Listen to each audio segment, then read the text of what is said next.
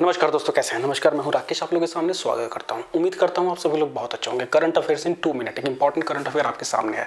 इस वीडियो के पश्चात आप लोग को यूपी ट्रिपल एससी के जो नया नोटिफिकेशन आया है पीईटी एग्जाम का, उसके बारे में बात करेंगे, जो कॉमन एंट्रेंस एग्जाम है। उसके साथ साथ जूनियर सुपर टेट की क्लास का लेक्चर आएगा, इसके बाद जरूर उसको देख लीजिएगा। जीएस हम लोगों ने जहाँ से छोड़ी थी, जीएस की क्लास नंबर 14 आएगी। साथ में डीएसएसबी की क्लासेस के ऊपर या डीएसएसबी के कुछ इंपॉर्टेंट लेक्चर जो जीएस के लिए हैं वो भी हम डिस्कस करेंगे। तो खासतौर से यूपी पीसीएस और जूनियर सुपर टेट जो परीक्षाएं हम तैयारी कर रहे थे, वो चीज़ें अब यहाँ से आगे बढ़ेंगी। तो यूपी ट्रिपल एससी, चाहे यूपी पीसीएस या किसी भी अन्य एग्जाम की प्रिपरेशन अगर आप कर रहे हैं, तो यहाँ से क्वेश्चन आप लोगों को देखने को मिलेगा करंट अफेयर्स इन 2 मिनट, जिसमें कि हम लोग एक बड़े टॉपिक के ऊपर थोड़ा सा अच्छे से डिस्कशन करने की कोशिश करते हैं। तो वैसा ही है, अगर आप देखेंगे तो national mission on use of biomass, है ना, एक राष्ट्रीय मिशन सेटअप होने जा रहा है बायोमास का यूज करने के ऊपर। कैसे, कहाँ पे, कैसे बायोमास का यूज किया जाएगा? जो कोयला आधारित जो थर्मल पावर जनरेशन जो केंद्र है ना, कोयले से चलने वाले वो ताप विद्युत केंद्र, जहाँ से कि कोयले का प्रयोग करके विद्युत या इलेक्ट्रिसिटी या पावर जनरेट की जाती है, वहाँ पे अब बायोमास का यूज करके या बायोमास को मिक्स करके अब इलेक्ट्रिसिटी जनरेशन किया जाएगा। और ये भारत का ऊर्जा मंत्रालय है, ये सेटअप इसको करने जा रहा है, नेशनल मिशन को। तो इसका लक्ष्य क्या है, क्यों ऐसे जरूरी है, क्या इसकी आवश्यकता पड़ गई? अभी आपने कुछ दिनों पहले ही न्यूज़ देखी होगी कि विश्व में का भारत को काफ़ी सराहा गया है कि भारत ग्रीन एनर्जी के ऊपर काफ़ी काम कर रहा है, और भारत लगातार 2015 का जो पेरिस क्लाइमेट डील था उसके अंतर्गत कार्बन के एमिशन को रिड्यूस कर रहा है। तो ये भी एक बड़ा काम हो सकता है। आपको पता है कि भारत में जो पावर जनरेशन होती है वो करीब 70% कोयले का यूज़ करके ही होती है, और कोयले से कार्बन का उत्सर्जन या कहें तो पॉल्यूशन फैलता ही फैलता है। तो इसको अब रिड्यूस किया जाएगा। इसके अंदर अब कोयले के साथ साथ ईंधन के रूप में बायोमास को, जैव भार को भी यूज़ किया जाएगा। ये बायोमास क्या होता है? जैविक चीज़ होती है।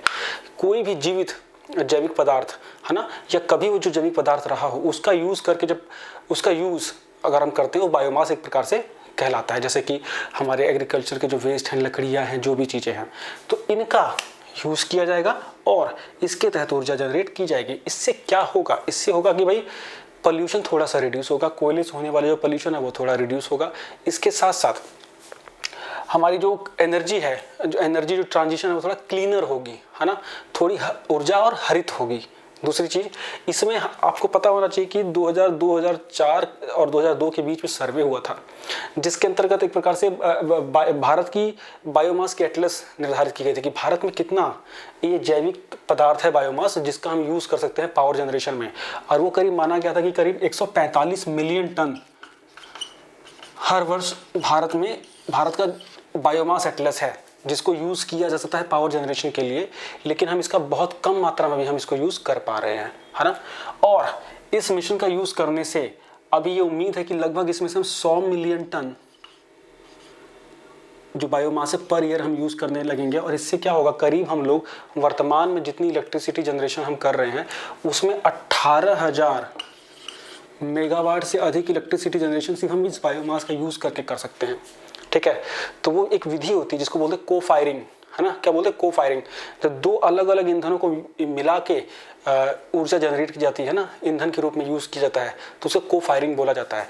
तो अभी वर्तमान में क्या है कि कोयले के साथ बायोमास को मैक्सिमम 5% तक ही यूज़ हो पा रहा है। 5% तक उसका यूज़ करके हम एनर्जी जनरेट कर रहे हैं। अब इस मिशन के बाद क्या होगा कि ये 5% से बढ़ के इसकी मात्रा और ऊपर जाएगी। ठीक है, तो इसके अंतर्गत जो सचिव लेवल के जो अधिकारी हैं ऊर्जा मंत्रालय के, उनकी अध्यक्षता में एक स्टीयरिंग कमेटी भी बनाई जाएगी, और उसके बाद सारे स्टेक होल्डर को बात करके इस प्रोग्राम को आगे बढ़ाया जाएगा। आपको 2-3 चीज़ें ध्यान देनी होंगी कि भारत में सबसे ज़्यादा आज भी ऊर्जा, करीब 67 से 70% ऊर्जा आज भी हमारी कोयले की तरह जनित होती है। भारत बहुत तेज़ी से बड़े लक्ष्य रख के आगे बढ़ रहा है सौर ऊर्जा में, चाहे जो रिन्यूएबल एनर्जी के जो सोर्सेज हैं उसका यूज़ करके पावर जनरेशन की ओर, ताकि हमारी जो कार्बन एमिशन है वो रिड्यूस हो सके, जिसमें कि अभी भी हम विश्व के तीसरे बड़े देश माने जाएगा, तीसरा बड़ा देश है जो कार्बन एमिशन करता है। तो 2-3 पॉइंट इसमें याद कर लीजिएगा। नेशनल मिशन, मिनिस्ट्री कौन सी हो रही है, लक्ष्य क्या है ना, कि क्लीन एनर्जी होगी।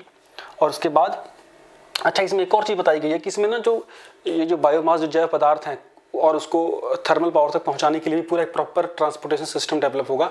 और इसके अंतर्गत एक और चीज़ आपको देखनी है, नेशनल क्लीन एयर प्रोग्राम जो कि 2017 में चलाया शुरू हुआ था। नेशनल क्लीन एयर प्रोग्राम मतलब कि राष्ट्रीय रूप से स्वच्छ हवा का एक प्रोग्राम चलाया गया था 2017 के अंतर्गत, जिसको बेस ईयर रखा गया था। और इसका लक्ष्य था कि वो वातावरण में प्रदूषण के कण हैं उसको 20 से 30% रिड्यूस किया जा सके। तो इसके तहत, इस मिशन के तहत हमारे जो ये NCAP का जो इनिशिएटिव है उसमें भी मदद मिलेगी, सीधे सीधे मदद है। क्लीन एनर्जी से अगर इस प्रकार से कोयले का उत्सर्जन कम होगा, कोयले का उपयोग अगर घटेगा, तो सीधे सीधे है कि हमारे वातावरण में जो पार्टिकुलेट मैटर हैं जो कि प्रदूषण फैलाते हैं उनकी संख्या घटेगी। तो उम्मीद करता हूँ ये वीडियो आपको अच्छी लगी होगी। बहुत दिनों के बाद हम इस बोर्ड पे लेक्चर ले रहे हैं, आपको पता है, क्योंकि डिजिटल बोर्ड थोड़ा सा ख़राब हो गया, जिसको कि बस 1-2 दिनों की बात है, वो ठीक हो जाएगा। फिर हम परंपरागत तरीके से PDF के साथ वहीं चलेंगे। और इसके विषय में जो इसकी पूरी जानकारी है वो टेलीग्राम ग्रुप में भी आप लोगों को साझा कर दी जाएगी। तब तक thank you so much, bye bye.